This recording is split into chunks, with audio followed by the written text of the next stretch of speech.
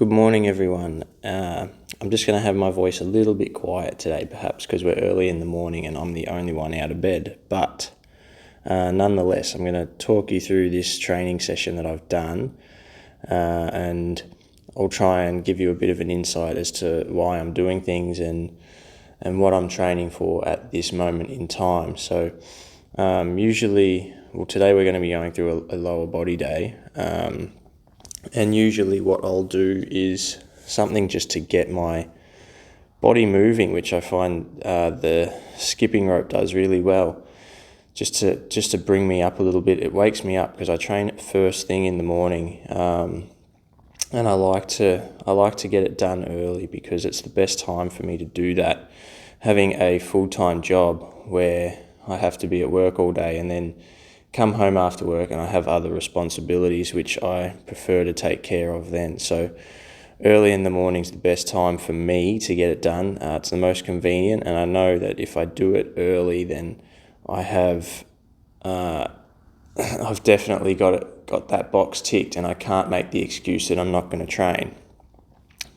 So starting off, first strength movement of the day was safety bar squats. I actually really love the feel of these. I have very long femurs in comparison to my torso length, and I find the safety bar it allows a little bit more rounding over of my thoracic spine, and I'm allowed to just sink into a nicer squat position using that to my advantage.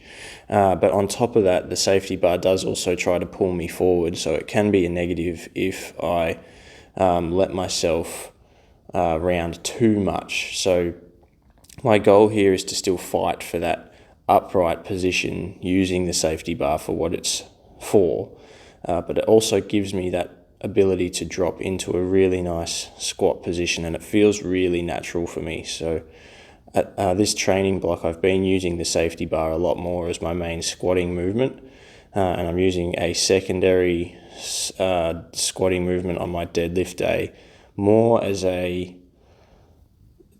deadlift builder rather than an actual squat builder.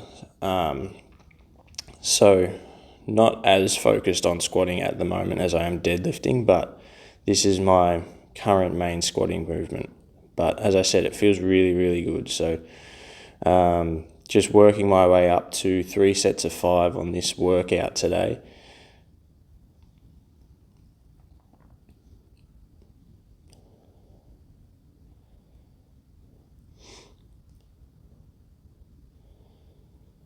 The other thing I'll just quickly touch on too is wearing knee sleeves. So I I have trained with and without them, and I actually don't think they do much at all. So I'm semi-contemplating just throwing them and squatting bare knees because whilst they do feel good to wear and they give me a little bit of proprioceptive feedback whilst I'm at the bottom of the squat, I find it doesn't actually change a whole lot, because where I sit at the bottom of a squat is more of a natural position for me to sit anyway, even if I don't have knee sleeves on. So still warming my way up here towards the top set, and it all felt really smooth. So in terms of jumps in a warm-up, I don't have a real, I guess, algorithm that I use in terms of adding load to the bar. I just sort of try to keep it the same every single week if I can, but depending on where my top sets are going to be, it could be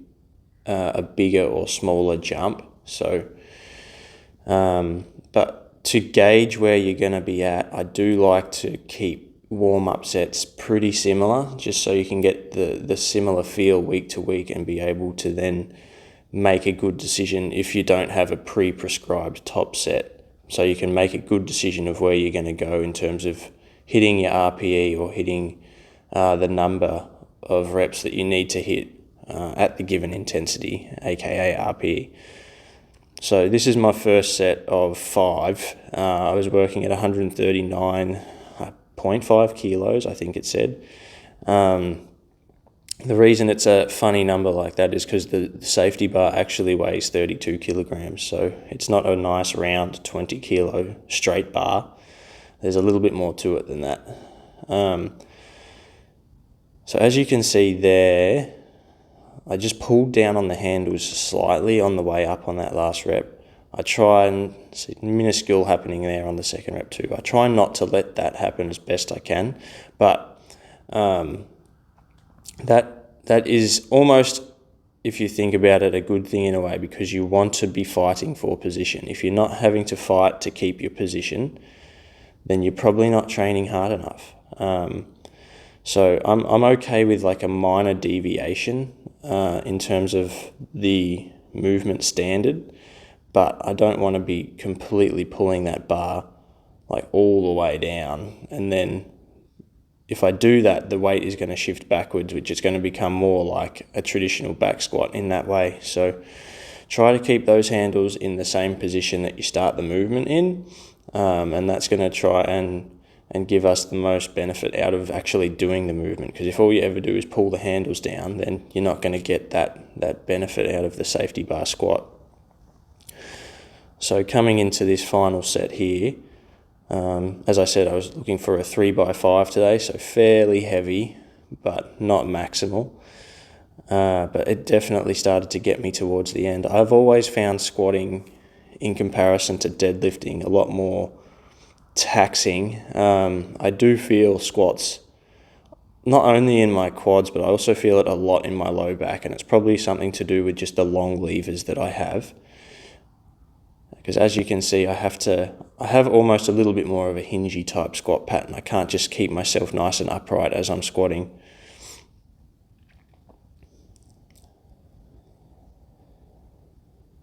So 1 rep to go, I believe here. I've lost count. I'm not very good at counting, especially early in the mornings.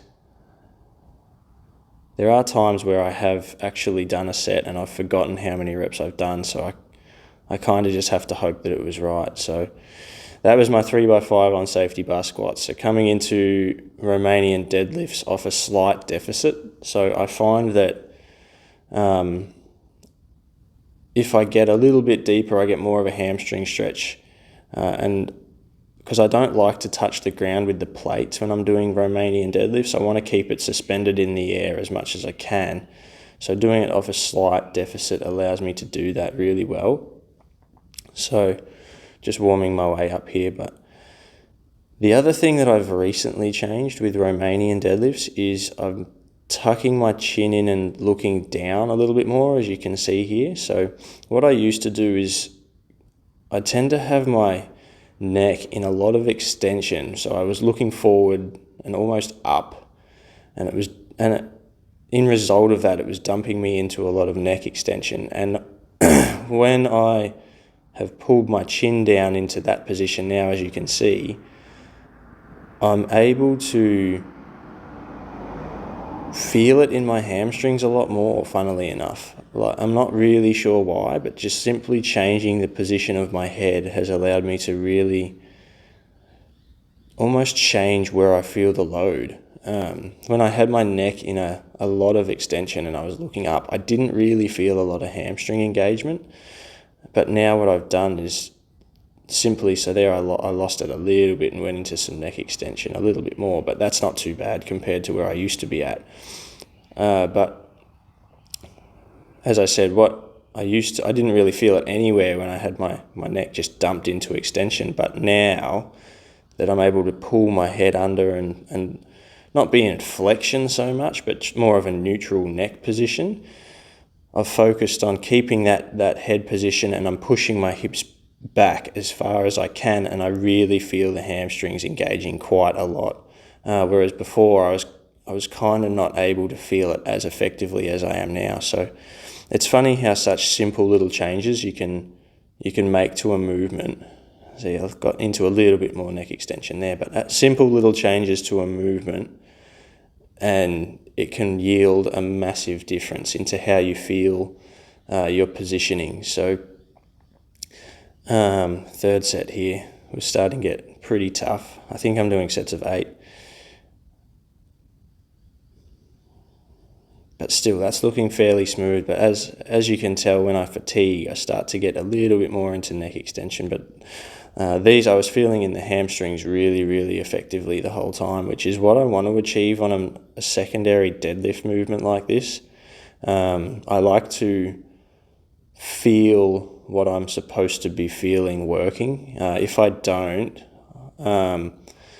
necessarily get overly concerned, but I do want to be able to engage and really connect with the muscles that I want to be the prime movers of that movement, and in this case, the hamstrings. So next exercise here, rear foot elevated split squats. So I roll through 3 sets of these, and they tend to get, again, really, really taxing towards the end. And I feel these in my quads a lot, and also my adductors. I don't actually tend to do any direct adductor work right now.